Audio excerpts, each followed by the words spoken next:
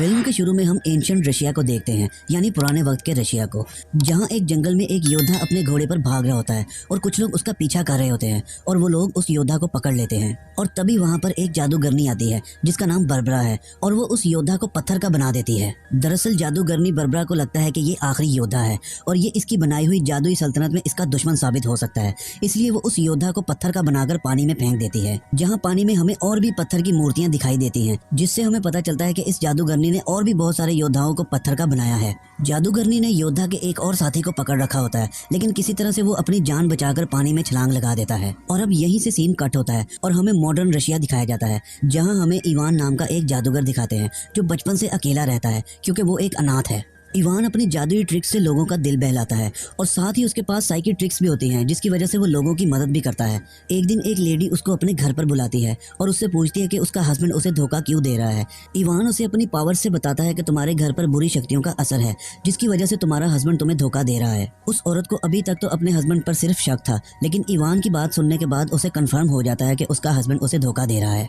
इसके बाद एक लेडी इवान को हॉस्पिटल बुलाती है, जहां उस लेडी का बच्चा कोमा में होता है, लेकिन इवान चाहकर भी उस बच्चे की मदद नहीं कर पाता क्योंकि बच्चों को देखकर उसे अपना बचपन याद आ जाता है, जहां वो एक अनाथ आश्रम में रहा करता था, जहां उसे कुछ बच्चों ने अनाथ आश्रम के एक कमरे में बंद कर दिया था। इवान को उस कमरे में बहुत डर लग रहा होता है और तभी उसको एक पिन मिलती है, जिसकी मदद से वो दरवाजा खोलकर बाहर आ जाता है। और इवान ने आज भी उस पिन को लॉकेट में डालकर अपने गले में संभाल कर रखा होता है। और तभी इवान के पास एक आदमी आता है। ये आदमी उसी लेडी का हस्बैंड है जिसे इवान ने साइकिक ट्रीटमेंट देकर बताया था कि उसके घर पर जादुई शक्तियों का असर है और उसका हस्बैंड उसे धोखा दे रहा है। ये आदमी इवान को सबक सिखाना चाहता है और साथ में उसके कुछ साथी भी होते हैं, लेकिन इवान समझ जाता है कि ये लोग कौन है और वो यहाँ क्या करने आए हैं, इसलिए वो वहाँ से भागने लगता है और भागता भागता वो एक वाटर स्लाइड के अंदर चला जाता है। और जब वो दूसरी तरफ से बाहर निकलता है तो वो देखता है कि ये एक पूरे का पूरा जंगल है। दरअसल इवान अब एंशिएंट रशिया में आ चुका है, यानी दूसरी दुनिया में, और ये जंगल वही है जहाँ पर फिल्म के शुरू में जादूगरनी बर्बरा ने एक योद्धा को पत्थर का बनाया था और उसका साथी जादूगरनी से बचकर भाग गया था। और अब वही साथी इवान के सामने आ जाता है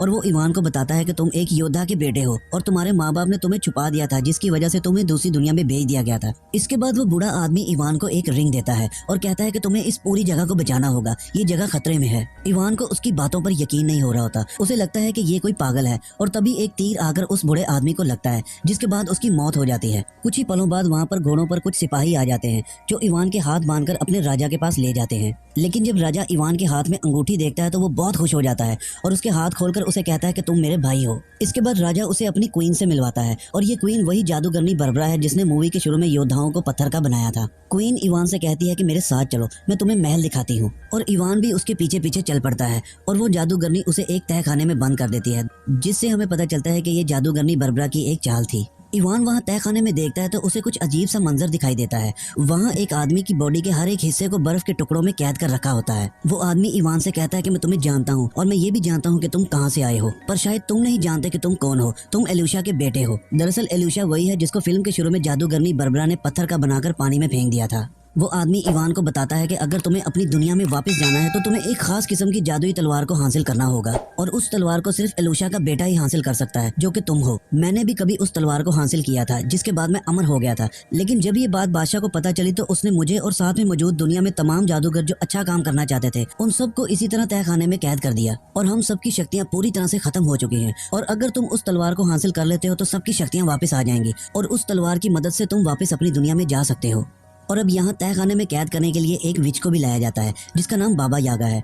और अब रात के वक्त वो विच सब गार्ड्स को अपने जादू के जरिए बेहोश कर देती है। इसके बाद हम एक लड़की को अंदर आता देखते हैं जिसका नाम बेसिलिया है और बेसिलिया उस आदमी को आजाद करने लगती है जिसके बॉडी के पीसेस को आइस क्यूब्स में कैद कर रखा था और फिर उस आदमी को जोड़ देती है। वो आदमी जाते हुए अपने साथ इवान को भी ले जाता है और अब ये सब उस जादुई तलवार को किसी भी कीमत पर हासिल करना चाहते हैं, जिसके साथ ना सिर्फ इवान अपनी दुनिया में वापस जा सकता है बल्कि इस दुनिया में मौजूद तमाम अच्छे इंसान जिन्हें बादशाह ने कैद कर रखा है और पत्थर की मूर्तियां बना रखा है, उन सबको भी आजाद किया जा सकता है। इसीलिए अब ये सब उस सफर पर निकल पड़ते हैं। वहाँ दूसरी तरफ राजा को ये नहीं मालूम होता कि उसकी क्वीन यानी जादूगरनी बर्बरा ने उसके भाई को पत्थर का बनाकर पानी में फेंक दिया है, जबकि उसे बताया जाता है कि उसका भाई यहाँ से कुछ कैदियों को लेकर भाग गया है। ये सुनकर राजा को बहुत गुस्सा आता है। वहीं दूसरी तरफ इवान और उसके साथी एक तालाब के पास पहुंच जाते हैं, लेकिन उस तालाब में एक रक्षक है जिसकी इजाजत के बिना ये तालाब को पार नहीं कर सकते। और अब उनमें से जो एक विच है वो एक खूबसूरत लड़की का रूप धारकर उस रक्षक को इम्प्रेस करने लगती है। और वो रक्षक जो एक मेंढक की तरह दिखता है वो ना सिर्फ उससे इम्प्रेस होता है बल्कि उनकी मदद के लिए उनके साथ चलने के लिए भी तैयार हो जाता है।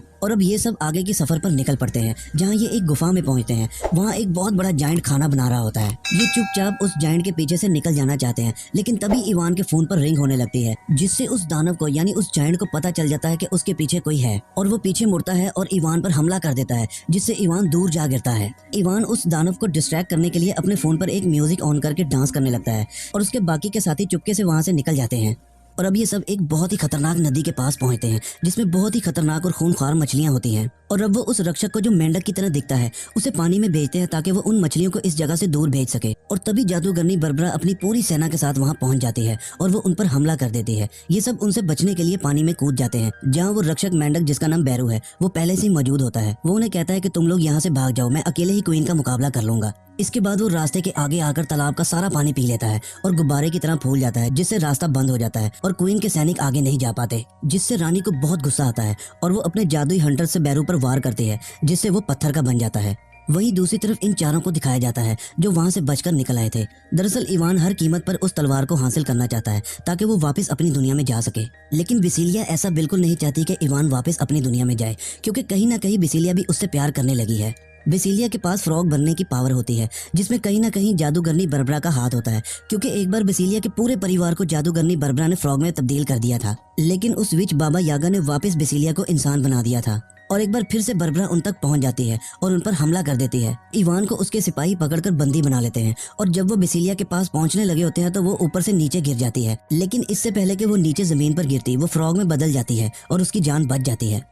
वहाँ दूसरी तरफ हमें इवान को दिखाते हैं, जिसे जादूगरनी बरबरा बंदी बनाकर अपने साथ ले जा रही होती है, लेकिन इवान उसे किसी तरह डिस्ट्रैक्ट करके वहाँ से भाग जाता है और वो भागता हुआ ऐसी जगह पर पहुंच जाता है जहाँ बहुत सारी तलवारें जमीन में गड़ी होती हैं और इन्हीं तलवारों में एक वो भी तलवार है जो इवान को चाहिए। लेकिन इससे पहले कि वो असली तलवार तक पहुंचता वहाँ बरबरा आ जाती है और वो अपने जादू से उस पर हमला कर देती है। पर इसी हमले के बीच इवान को असली तलवार मिल जाती है और वो तलवार इतनी शक्तिशाली होती है कि उसका मुकाबला कोई भी नहीं कर सकता। और अब इवान उस जादुई तलवार से बरबरा पर दूर से ही हमला करता है और उस तलवार की शक्ति से बरबरा दूर जा गिरती है और इस तरह वो बरबरा को हरा देता है। और अब इवान का वही साथी जो उसे तय खाने में मिला था, जिसका नाम कोस्चे है, वो वहाँ आ जाता है। इवान को कोस्चे पर बहुत भरोसा होता है, वो अपनी तलवार कोस्चे को पकड़ा देता है और उसी वक्त कुछ सिपाही आकर इवान को पकड़ लेते हैं, जिससे हमें पता चलता है कि ये पूरा प्लान तलवार हासिल करने के लिए बनाया गया था और ये आदमी राजा का अपना है, क्योंकि राजा को हर कीमत पर ये जादुई तलवार हासिल करनी थी। और राजा उस तलवार के बदले कोस्चे को एक खास पत्थर देगा और वो पत्थर कोस्चे को अमर होने वाले शराब से आजाद करवा देगा। लेकिन राजा कोस्चे को वो खास पत्थर नहीं देता, बल्कि उसके बदले एक नकली पत्थर दे देता है, यानी राजा ने उसके साथ धोखा किया है, क्योंकि राजा इस तलवार और उस खास पत्थर की मदद से हमेशा के लिए अमर होना चाहता है।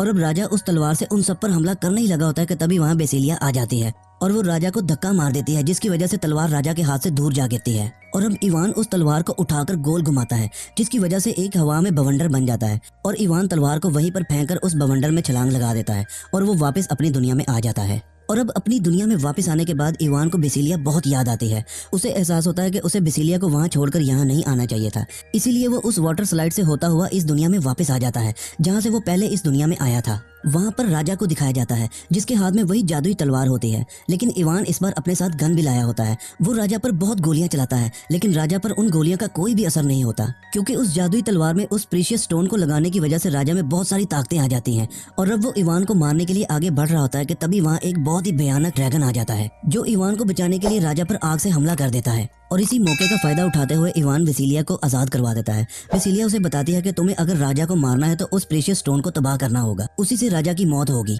और अब इवान राजा को लड़ने के लिए ललकारता है और राजा भी अपनी तलवार नीचे रखकर इवान से लड़ने लगता है, क्योंकि वो बिना तलवार के भी बहुत शक्तिशाली है। और अब इनके बीच फाइट होने लगती है, जिसमें इवान राजा से बहुत मार खाता है। वहीं दूसरी तरफ बेसिलिया को भी दिखाया जाता है, जो बरबरा के साथ लड़ रही होती है, उसका मुकाबला कर रही होती है। यही इवान को एक और सच पता चलता है कि राजा उसका कभी भी भाई नहीं था, बल्कि राजा उसका इस्तेमाल कर रहा था और राजा और क्वीन ने मिलकर उसके बाप को पत्थर का बनाया था इस सल्तनत को हासिल करने के लिए, यानी वो एक राजा का बेटा है, यानी यहाँ का शहजादा है।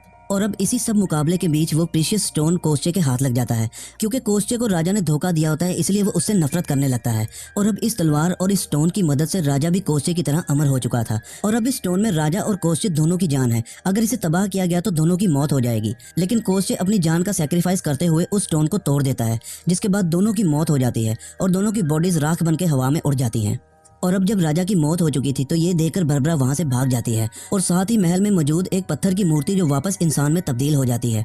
और ये इंसान कोई और नहीं बल्कि इवान के फादर हैं और इस सल्तनत के बादशाह हैं। स्टोन के टूटते ही वो सारा जादू खत्म हो जाता है।